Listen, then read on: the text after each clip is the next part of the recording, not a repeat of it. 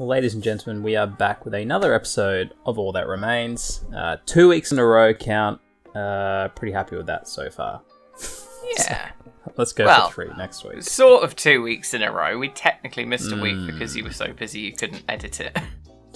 True. Coronavirus, man.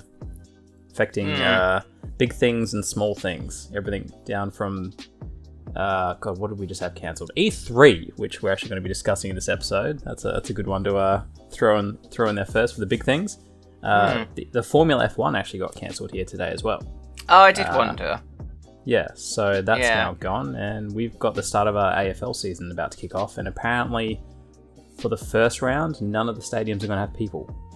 So bloody hell. I can't imagine that just being for round 1 either. So things are getting...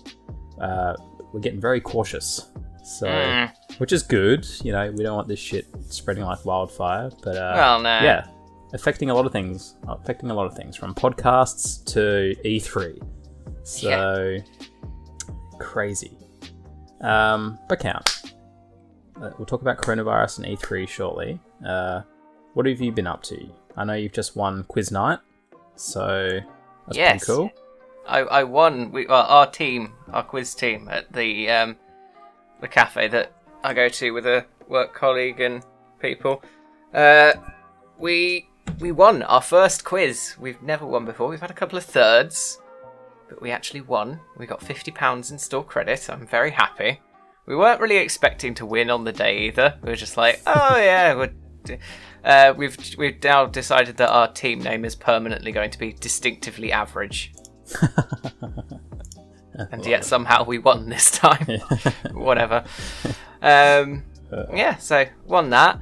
Last week I went on the Crystal Maze Experience in Manchester. Yes.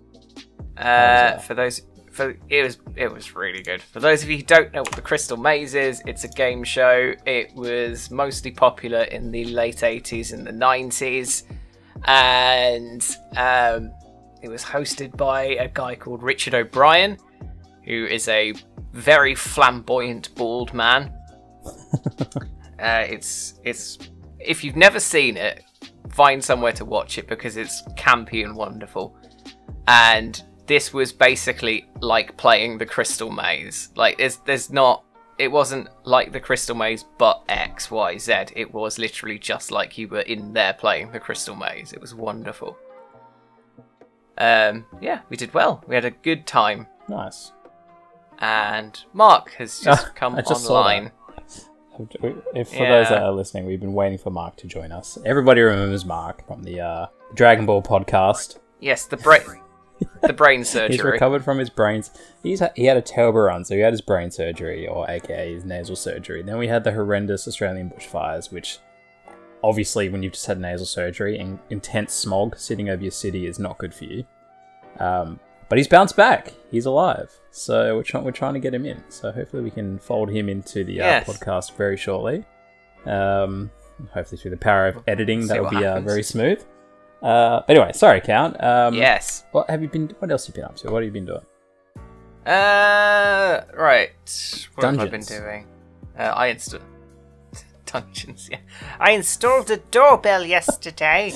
I did. It was a ball egg, but yeah, that's besides the point. I've been playing Pokemon Mystery Dungeon Rescue Team DX, the new one, the remake on Switch, and it's wonderful. I love it. It is exactly what I wanted. It's just a sort of modern update on the classic game. There's no they're not messed around with it in ridiculous ways. It is, it's got all the good bits of the old game. It's got the lovely sort of charming story. It's got the new art style, which some people don't like, but I really do quite like it. It's got exactly the same gameplay, which is very good gameplay. It is Rogue. If you've played Rogue, or if you know what a roguelike actually is, not a roguelite, then you'll know what it is. And yeah, I'd say apart from a few little UI things that they haven't improved, I'd say overall it's a very solid experience. But to be honest, even those things, once I've actually sort of got back into the swing of it, they're not really an issue anymore. So it's wonderful. I had forgotten how charming and fun this game is. And it's just nice to play it again. It's a shame I'll only be playing it for another week because then Animal Crossing's coming out, but there's not much you can do about that. Yeah. Well, yeah, there's that as well, but I won't be buying that launch day because I'll be playing Animal Crossing. You see, I'm really keen for Doom Eternal, but I doubt I'll probably be like... Are you? I hadn't noticed. Yeah, I doubt I'll be there day one. Like, it just never seems to happen. I always seem to just play games on my kind of schedule, so... Speaking of Switch games that count, I did for the first time finally take the plunge. I bought Doom Eternal on my third system, being the Nintendo Switch. So I'm going to squeeze in one little playthrough of the original Doom on the Switch, and then I'm going to jump into Doom Eternal on my PC. So very contrasting experiences. Pretty cool. Yes. Fun fact though, weirdly enough, I thought, you know what, screw it. I was at the shops the other day and I was kind of floating around looking for Doom to see if I could probably get it on a bargain bin or something now, because obviously we've got the new one around the corner. Couldn't find it anywhere. Seems to be out of print here at least, or we're not getting copies into the country, because our biggest retail chain for games, being EB Games, which is actually just GameStop, none of them had copies in the state. So... Oh. Yeah, if you do want to pick it up for the Switch, that is, they had PS4 copies and Xbox copies. If you want to get it for the Switch, you might have to look online. But you know, it was cheaper anyway. I got it on eBay for like 45 AUD shipped. That's not too bad then. Yeah, it's bugger all. So yeah, pretty keen. Anyway, so good. I guess I'll let you know what I've been playing since I'm already talking about games. Yes, please. Yeah, so I picked up actually a couple little titles off the Nintendo shop. Is that what it's called? The eShop? Yeah, I know what you mean. I was struggling. I was like, what is it called? Yeah, they actually had a few sales on there this week. So I picked up a game called Race Die Run, which was like 75% off, cost like $2. It's pretty much a pod racing game / F-Zero game. This is pod racing! 100%. Pretty easy so far though. But it's kind of relaxing at the same time. Like I know that doesn't make sense, right? Because when you think pod racing and F-Zero games, you don't combine that with relaxing. But it's kind of got like a nice rhythm flow to it, so that's been quite fun. So I recommend checking that out if you want to ease into it. I don't know if it's going to get harder yet. I imagine so. What she said. Yeah, well, I hope so. And I also picked up another game for like $1, which was called Mars Power Industries, which is kind of like a tile-based strategy game where you have to provide power to a growing colony on Mars. And obviously each level ramps up in difficulty, and it's kind of like a puzzle game of where you got to place the power stations, and there's different variants on the power station and what they can do, so they kind of combo up with each other. It's kind of interesting how the stations combo up, because if you get the order placement wrong, it limits how far you can kind of spread power through the colony. So you kind of got to grow the stations out in a very strategic way. Really cool though, actually a lot of fun. So I would recommend... What's it called? Mars Power Industries. Mars Power Industries. Did you get that on Switch? Yeah. It's... I will have to check that out. I think it's like... God, what did I pay for that? I'll quickly check. Silly cheap though. I think it was like 85% off. But yeah, I recommend checking out the eShop because they've had a lot of sales on lately. What else have I been playing? Count. A little bit of Minecraft. No shock there. I think that's about it actually. Speaking of which though, well, not speaking of which, but we're about to speak of. We need to have a weekly Picard discussion. I knew it. I knew that was going to be what you were going to say. The worst segue ever. Yeah, smooth. I'm not a smooth person with segue at all. I think actually we've had quite a few episodes since the last time we spoke, because there was a huge delay in the previous episode where we were still talking about the 7 of 9 episode. I think we've had 2 episodes since. I think so, yeah. One of which was the full spoilers, the Borg cube extravaganza. Yes, I don't know how else to put that. Yeah, which was very interesting, seeing Picard go back onto a Borg cube and how he dealt with that, and then obviously seeing Hugh, bit the big one. Another character from Picard's past biting the big one. Do you know what I've seen someone moan and they go, "Oh, I can't believe they're doing this to all these main characters." And you're like, never main characters. If people keep killing all these main characters, Star Trek is over. But like, surely it's better, it's more entertaining when there's actual stakes, when a main character can actually die. Is that not... Doesn't that create more drama, surely? You would think so. Like, you don't feel like... If I don't feel like the main characters are protected by magical plot armor, then I enjoy a show a lot more. Yeah, you would think so. But having said that, like, Hugh and Ichip, whatever the hell his name is, they weren't really main characters. They were still side characters, but, you know, at least, like... It's not like a Riker dying, or a 7 of 9 dying, or like a Janeway dying, or something like that, you know? Yeah. I mean, I would have issue if this story kind of becomes Picard gallivanting across the galaxy and everybody's coming into contact. He's just throwing in harm's way and then all of them just keep dying. I think that would just be... That doesn't seem to be what's happened so far. No. No, I agree with that as well. It's a fine line though, but I don't think we're anywhere near the line yet. Oh no. No. What about the Riker episode? Did you enjoy that?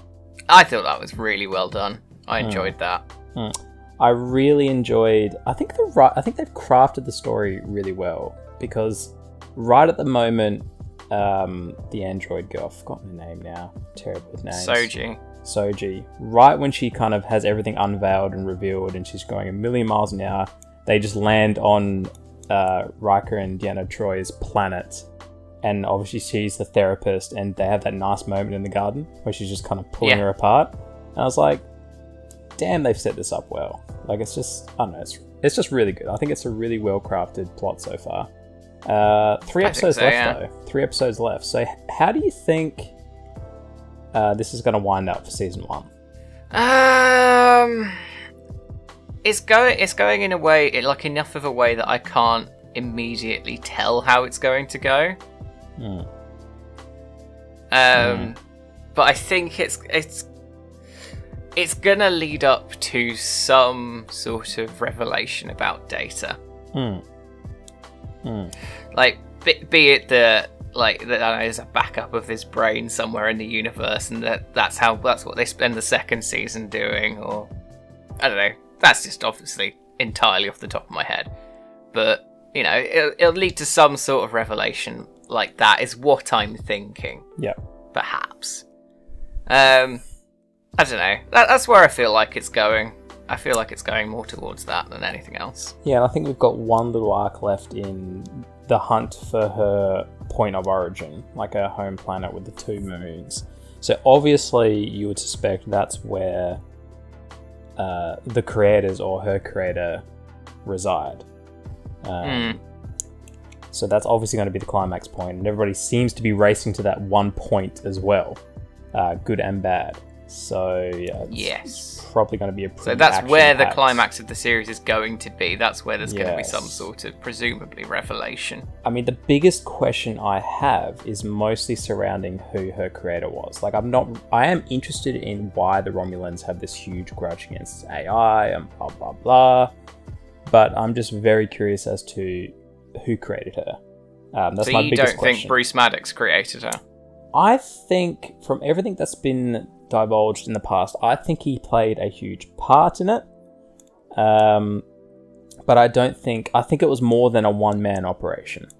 I think he would have needed great help to bring her to fruition. Okay. And I feel like we're going to get a large portion of Data involved in that, whether he be alive or he was kind of the source material in a way. I feel like he's going to have a huge impact on how she came to fruition, and I feel like there would have been multiple people involved with this. Okay. Which is maybe why the Romulans are so upset and so concerned. And obviously we also have to tie in the whole synthetic storyline into this more as well. So yeah, and then you got the whole Federation band. So yeah, I think there's going to be a lot at play with her creation that we don't know and who's involved. Personally, I hope we just see Data. I hope he's just there. Like, the reveal is just bang. He is literally I don't think that's there. going to happen. I know. That's my fanboy dream. I want that to happen. I don't think that's going to happen, but I would love that. Could you imagine that reveal, though? Picard just, door opens and he's just there, and Picard's just like, oh my god. It feels a bit fan servicey to me. I 100% agree. I just love the character, man. So, yeah. No way, I wouldn't have known. Wholesome. Anyway, yeah, so very interested to see how it unfolds. And if you haven't watched it and you're even remotely a Trekkie fan, I recommend checking out Picard because it's really, really good. It is. Right. Let's crack onto the topic. Yeah. I feel like we've been taking too long to get onto the topics recently. Actually, we did better than last week, which is a change. Well, that's something then. Yeah. Yes, so make sure to start timestamping these. Yeah. E3. Right, yes, E3's cancelled. E3 is dead, long live E3. Golden. Yeah, see, the first thing that kind of jumped out about this to me was it's still quite early. E3's a long way away. It is.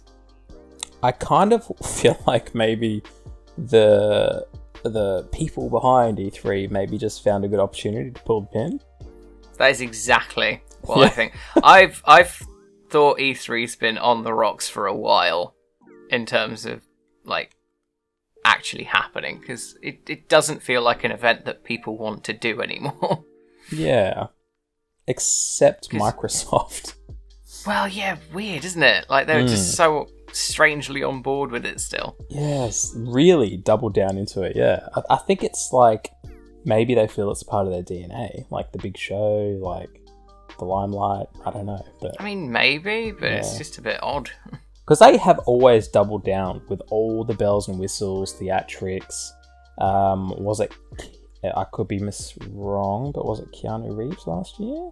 They got on stage? Yes, with Cyberpunk, Yeah. So they always have crazy sports cars and shit. Yeah, it's always insane. So I don't know. But yeah, I am with you. I feel like maybe the bigger question is, will E3 ever return? I honestly don't think it will. Yeah, we'll see how it shakes down. Because from what I've read, is the organisers might be looking into, or this is what they've said, is that they could be looking into some form of streaming presentations that they can provide for publishers. Yeah, I mean, I just think that's what they're going to do. And anyway, like, all the publishers are just going to move to streaming. I don't feel like it's a thing that they need to provide the other companies for. Yeah. They don't need to hire, like, the ESA or the ESA run E3. Like, they don't need to hire these people to do it. They can do it themselves. Yeah, I agree. It feels pointless now. Yeah, I mean, the disappointing thing I think would be is if everything just starts spreading out over like maybe a month or two around E3. Like, they just get that opportunity to present everything when they want, so nobody wants to present near each other because they're going to not get as much spotlight. That would be disappointing because, like, it is such a big pivotal point on the calendar for announcements, and you look forward to it. It's like Christmas for video games. Like, you get hardware, games, announcements. It would be disappointing if all that just kind of spread out now. Oh yeah, it would be disappointing in a way, but also I still understand it. Like, it makes sense to me. Like, the companies would now have more control over the message that they want to send. Yeah, it's an interesting... And I think that's... Nintendo Direct. I mean, phenomenal. And they've been doing that a couple years now. Like, Nintendo hasn't been an E3 for the last 3 years, I think. This was going to be Sony's second year not at E3. So the only real huge hardware manufacturer in the console race would have been Microsoft, and the rest would have been the big publishers, which would be Ubisoft, Activision, EA, and then all your smaller guys. Bethesda, they're pretty big. So yeah, I'm with you. I think we're just going to start seeing them all having their own presentations online. Yeah, that's exactly what's going to happen, I think. To me, this whole coronavirus thing, I mean, I've looked at E3 last year and I thought it's a bit thin on the ground. Like, it didn't feel very special. And, you know, I didn't stay up and, you know, watch everything and stream everything last year like I did before. Yeah. But it didn't feel like as much of an occasion. You know what? Like, the E3s from, like, the previous few years, they felt like an occasion. Absolutely. But this just didn't. And, you know... You know why I think that could attribute to that feeling as well is I think Sony bring a lot of... a lot of magic to the event. Because they always have the live orchestras. They're always showing something that is really, really impressive. Like, we've had huge God of War reveals, Uncharted, The Last of Us, Spider-Man. They always have incredible long showing demos of their games. And they're like these, you know, when people think of E3, a lot of the time they would think of, like, you know, the game that Sony showed that will be like Game of the Year, you know, or close to it. And I think that's it. Like, I think Sony has missed those heavy hitters in a lot of cases, which Microsoft, unfortunately, hasn't really brought to the table in recent years. And that might be too harsh a criticism. Maybe, you know, last year or so have been better, and it's going to get better and better, I suspect. But definitely 2 or 3 years prior, it just hasn't been the case.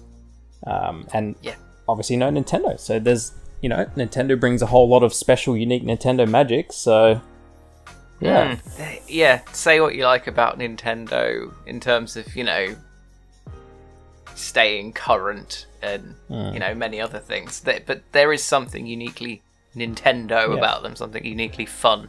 Charming. About everything that they... Yeah, it's just fun to, like, watch a Nintendo thing or play a Nintendo game. Yeah, absolutely. Yeah. It just kind of takes you back. It makes you feel good. I mean, as far as this cancellation goes, and this year, though, obviously Microsoft probably has the most to lose, because they would have been banking heavily on it for revealing the Series X. Obviously, there's a lot of time for them to kind of, I guess, double down on a live stream event now. But I mean, I guess my point is, it's an unfortunate time for it to happen on the eve of new hardware and consoles.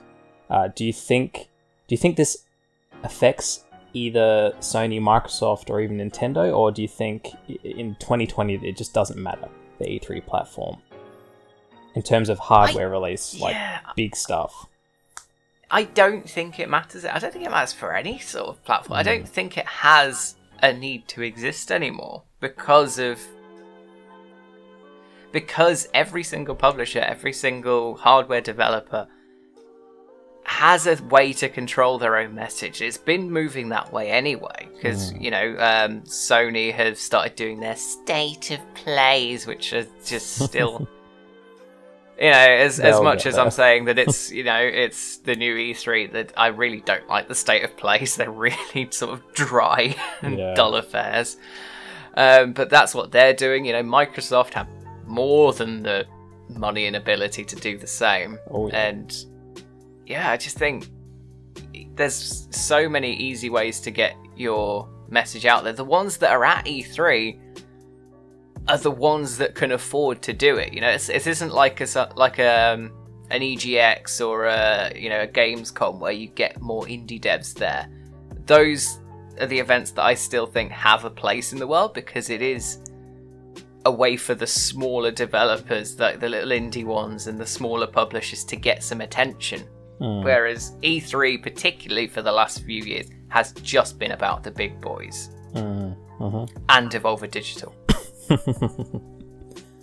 Yeah. Devolver Digital's just their own special, wonderful little thing. Yeah, I mean, Devolver Digital is somebody who could easily do an online-only presentation. Easily. Okay, I've got a question for you. Without E3, how does Microsoft present? What is their conference? Let's just assume they're having some kind of conference/presentation because they will to reveal the Series X. What does that look like to you? What do you think they're going to do? How do I think they're going to reveal it properly?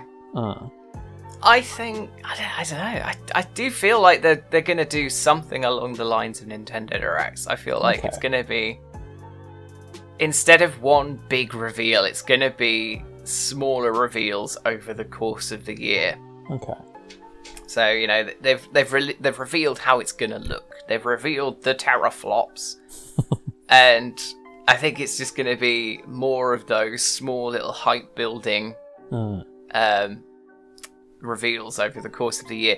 Because to be honest, that might be a better way to do it. If you reveal things slowly over time, it slowly builds the hype to the point of release. Whereas if you just get everything out of the way at E3's usually in June time, May, June, and there's still another 6 months to go before the Christmas period when these consoles are purportedly going to be releasing. So that's, 6 months where the hype can just die down because you've revealed your hand. You've got nothing left to show for yourself beforehand. So, yeah. I would like to see some kind of, maybe starting in June, maybe once a month they do like even if it's just a 10-minute kind of mini Nintendo Direct style thing where they reveal one of the games that's a launch title, and then they spend one episode just revealing the close-ups of the hardware, what it looks like, all the features and stuff. And then just each month they just focus on something. Maybe they spend 1 month where they just focus on all the changes to the controller. Like you said, like really spread it out, and just have like maybe 6 mini episodes of them just kind of fleshing out what the Xbox is and why you should go buy it. I think that would be really cool, and it would generate a lot of hype going into the holiday season. What I think they're going to do, though, because to me this just feels like complete Microsoft, is I feel like they will probably rent out some huge flipping warehouse or stadium or something, and they'll just have their own E3 style conference, and they'll try to go bigger and better, and they'll pretend nothing's happened. They'll just have this huge Series X reveal and all their games like a typical E3. That's what I feel like they might do. They might just still go for it. Well, they're just going to do their own mini E3. Yeah, exactly. We're going to do our own E3 with blackjack and hookers. Forget the E3. Fuck E3, forget it. They'll just do their own thing, man. In a little stadium somewhere. I don't know what E3 looks like in terms of the setup. Maybe. But... Well, I mean, when you consider how many studios Microsoft have bought in the last couple of years as well, they could, in theory, do their own mini E3, and each studio could have their own little presentation. Yeah, man. They could. I feel like Microsoft could have had a long conference this year, because we know they can get up there. Like, some of these conferences have gone for 2+ hours. Oh, trust me, I'm well aware. Yeah. So, but I feel like if anybody has stuff to show, I feel like Microsoft is probably the guys that want to show stuff, because they've been putting together these studios for 2 to 3 years now. We're 6 months away from them launching a new console, new hardware, new studios, new games. I feel like they've probably got a lot to show.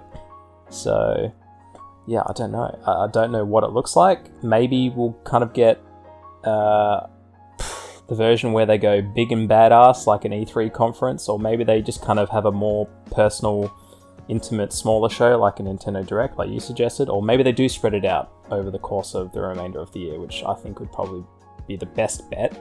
You don't need to blow your load all at once. Keep people interested and stay in the spotlight as long as possible.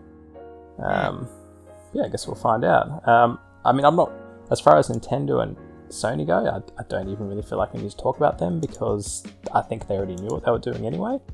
Yeah, they're doing their own thing, and they're doing it quite admirably in Nintendo's case, to be honest. Yeah, and I think it's just going to be interesting to see where the announcements land for, you know, the big publishers like Bethesda, EA, Activision, Ubisoft, whether they decide to stick in that kind of E3 timeframe, or if they decide to completely break away from it and announce stuff whenever they want throughout the remainder of this year. Yeah. But if, shall we just kind of wrap it up by kind of yaying or naying E3's return for next year?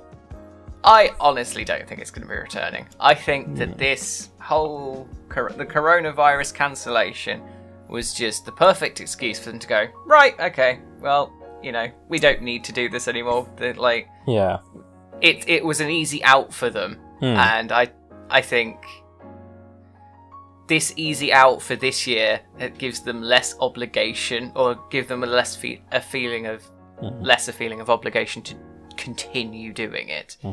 It's sort of like when you skip a day at the gym, like you just go, oh no, I'm not going to bother going today, and then you end up just stopping going because you're like, oh well, I can just skip a day. Oh man, yeah, it's true.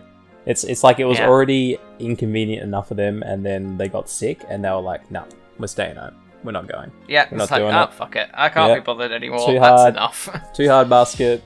You know, we'll think about it later. Yeah. So, yeah, I feel like, this could be it. So, which is kind of a sad way that it's kind of all come to... I can say it's the end of an era in a way, I suppose. Yeah. Times are changing, man. Times are changing. So... They are. The internet has killed a lot of shit. Yes, definitely has. Yeah.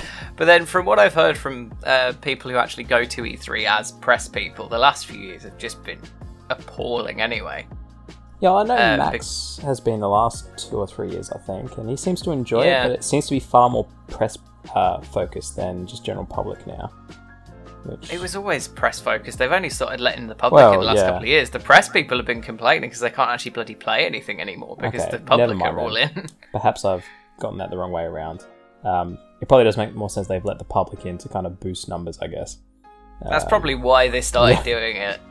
But I don't think it's not the way for that conference to go. I always felt that was best maintained as a press event rather than a public event almost. It's stressful enough as is if you do have to cover so much stuff as your job, and you start throwing let alone having to then having to deal with the public. I know, like queue like a pleb and wait 3 hours for a Nintendo game or something. Trust us, as retail workers, there's no one worse than customers. Oh yes.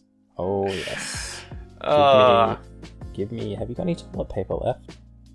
No. Oh, I do not envy you that at all. Oh my god. I'm glad I sell photos. Oh my god. I could send you some photos of just... Oh man, it's so weird. They're just buying up toilet paper faster than it can be made at the moment. So, I don't know. Don't know where it came from. I don't know why. Don't know what's going on. I'm starting to wonder if I'm missing something. That's how weird it is. So... Yeah. Anywho, let's wrap it up for another week. Yes, let's. It's a bit short and sweet this week, but feel like we covered the topic quite comprehensively. Absolutely. Let us know your thoughts down below in the comments. Please remember to rate, comment, and subscribe, and click the bell. Give us a thumbs up if you enjoyed this episode. We do try to put these together weekly. They're kind of a mixed bag these days. We could talk from everything from E3 to coronavirus to Star Trek. So who knows what next week's episode holds? But probably more Star Trek. Probably more Star Trek. Maybe some Castlevania. Who knows? And hopefully we get Market next week too. But if you want to kind of come in and shoot the shit with Count and I, we generally reside in the GameCast Discord server, which you can find linked down below in the description box. But thanks for listening, and until next week, have a good one, guys.